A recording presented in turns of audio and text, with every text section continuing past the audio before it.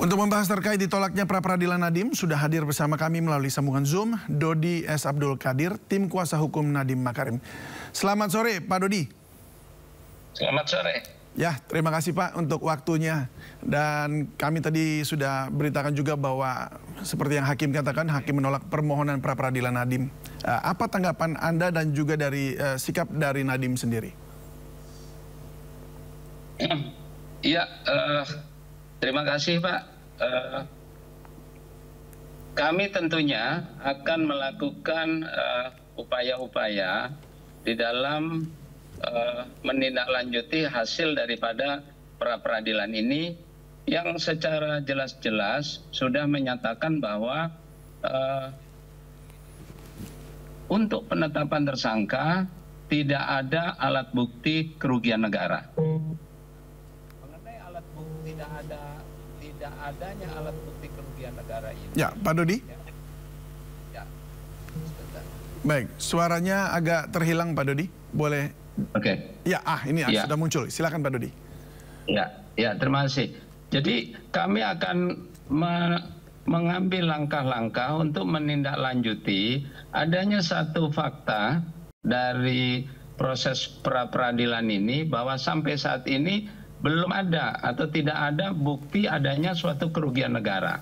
Nah, sayangnya Hakim pra-peradilan ya walaupun penyidik sudah menyampaikan sejelas-jelasnya bahwa belum ada audit mengenai kerugian negara dan bahkan dari kedua ahli baik yang kami ajukan maupun yang diajukan oleh penyidik sudah menyatakan bahwa untuk penghitungan kerugian negara harus mengikuti ketentuan yang diatur di dalam Undang-Undang Keuangan Negara termasuk Undang-Undang mengenai Badan Pemeriksa Keuangan bahwa untuk menyatakan kerugian negara harus dari Badan Pemeriksa Keuangan. Nah sayangnya di dalam pertimbangan pra-peradilan ini Hakim menyatakan bahwa penetapan tersangka ya dalam penetapan tersangka penyidik dapat memilih alat bukti yang mana. Yang penting ada dua alat bukti permulaan. Nah padahal ahli sendiri sudah menyatakan dua-dua ahli baik dari kami maupun dari penyidik bahwa korupsi ini adalah delik material, delik yang harus ada akibatnya terlebih dahulu. Artinya bahwa terhadap adanya korupsi harus ada kerugian negara terlebih dahulu. Namun demikian tampaknya Hakim pra-peradilan tidak mempertimbangkan hal itu dan menyatakan bahwa soal kerugian negara bukan merupakan sesuatu yang harus dipertimbangkan sepanjang ada dua alat bukti. Nah, menurut kami hal ini merupakan suatu pelanggaran terhadap hak dasar daripada Nadiem. Nah, oleh karenanya kami akan mengajukan pengaduan konstitusi. Kami akan lihat nanti kemana kita akan melakukan pengaduan konstitusi dan kemudian bagaimana langkah selanjutnya agar sorry Pak Dodi, mohon maaf. Artinya pengaduan konstitusi ini maksudnya bagaimana? Bapak nanti akan ke KY kah begitu atau seperti apa? Ya, kita ketahui bahwa pengaduan konstitusi bisa juga diajukan ke DPR, DPD, ya maupun ke Mahkamah Konstitusi. Nah, tetapi berbeda dengan negara-negara lain yang mana Mahkamah Konstitusinya sudah memiliki kewenangan untuk memeriksa pengaduan konstitusi atau constitutional complaint, tetapi Mahkamah Konstitusi di negara kita belum diberikan kewenangan untuk memproses pengaduan konstitusi. Namun demikian DPR ya sebagai lembaga yang bisa mendengar apa yang terjadi ya berkaitan dengan pemenuhan hak dasar warga negara, tentunya bisa menerima pengaduan konstitusi ini. Sehingga kami harapkan nantinya... Outputnya apa Pak? Yang diharapkan output dari pengaduan konstitusi apa kalau ke DPR? Outputnya adalah bahwa DPR akan memerintahkan Badan Pemeriksa Keuangan untuk melakukan audit terhadap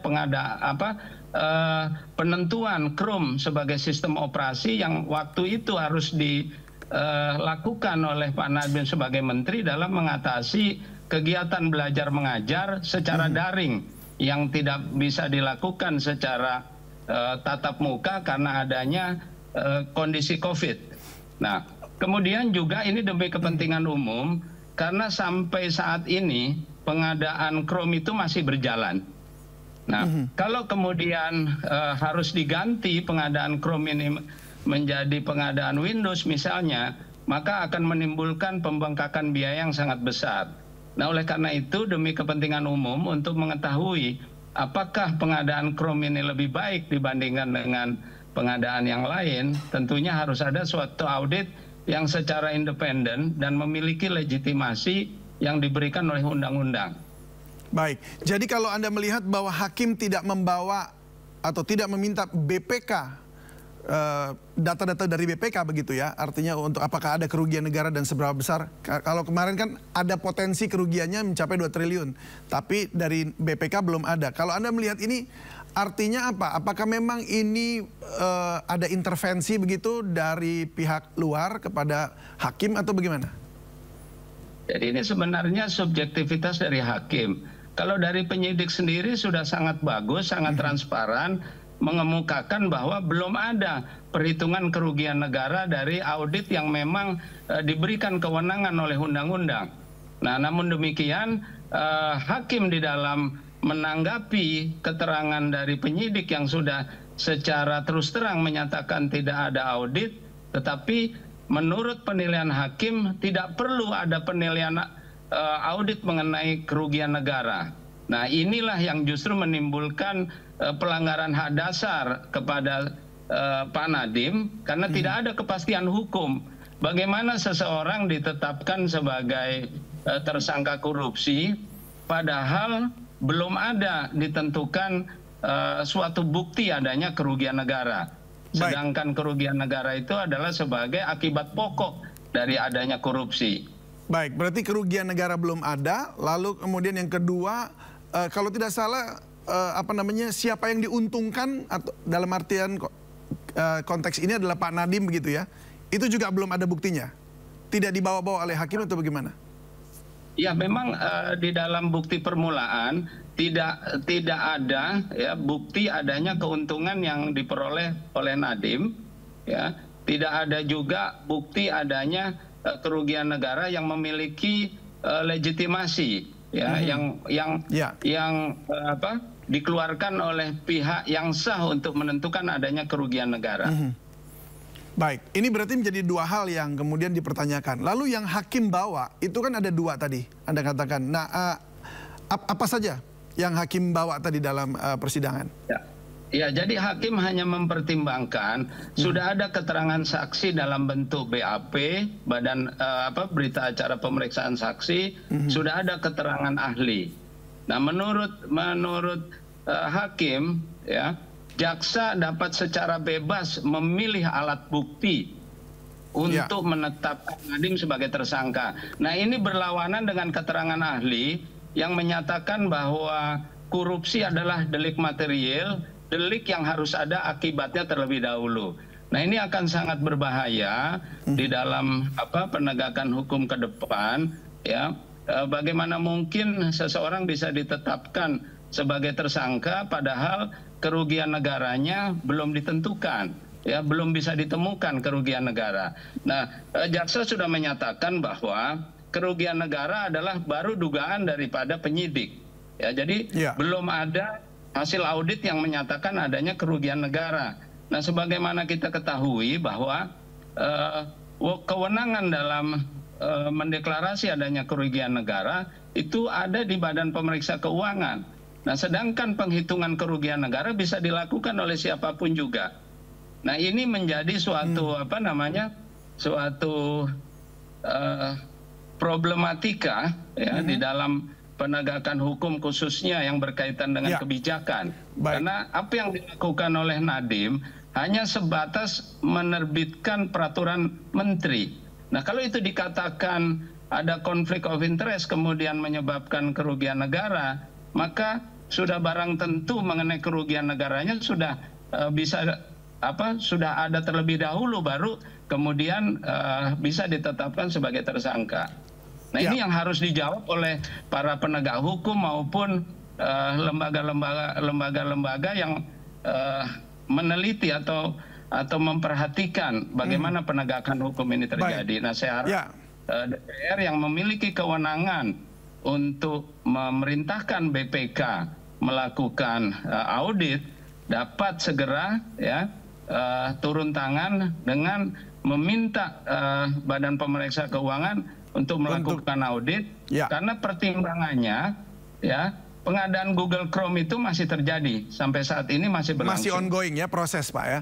Baik, kalau gitu, kalau memang DPR kemudian memerintahkan BPK, lalu BPK mengeluarkan kerugian negara atau catatan apakah memang ada kerugian atau tidak begitu, lalu apa? Apakah masuk ke proses apa lagi? Memang masuk dalam pengadilan aja berjalan seperti biasanya atau seperti apa?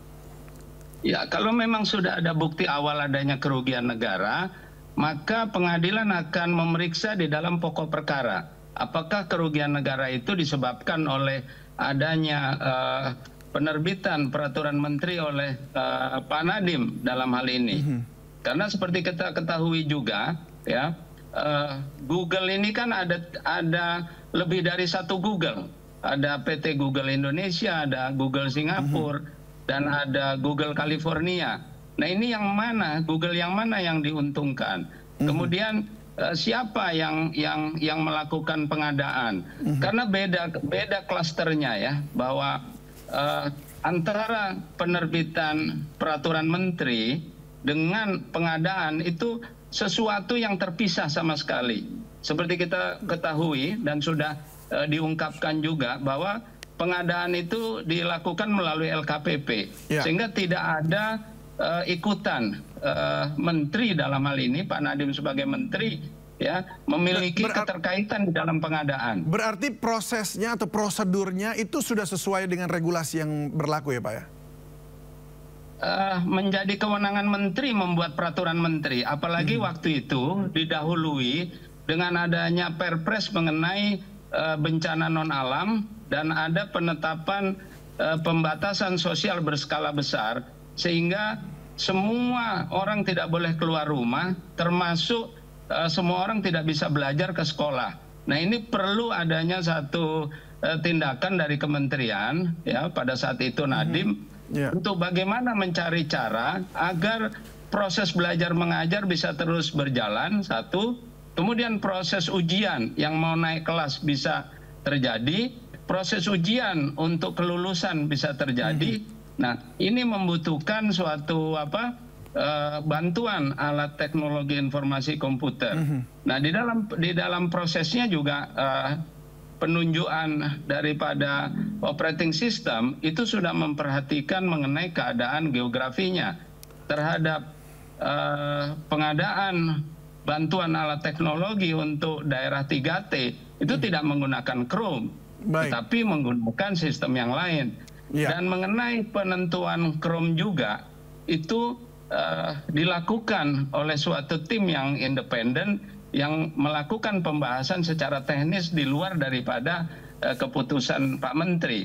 Nah, keputusan Menteri hanya bersifat kebijakan. Nah, ini yang akan menjadi problem. Apakah suatu kebijakan itu bisa dinyatakan melanggar, apalagi mengenai kerugian negara akibat daripada kebijakan tersebut belum diaudit secara legitimasi, secara belum prosedur sesuai dengan undang-undang. Baik kalau begitu. Baik Pak Dodi, terima kasih banyak sudah berbagi bersama kami di Sindosore. Kita harapkan ini memang terbuka terang benderang dan tidak ada intervensi apapun dalam kasus ini. Dan kita juga akan menghormati putusan hakim dan bagaimana nanti pengaduan konstitusi juga kita harapkan yang terbaik. Terima kasih Pak Dodi dan salam sehat selalu. Selamat sore.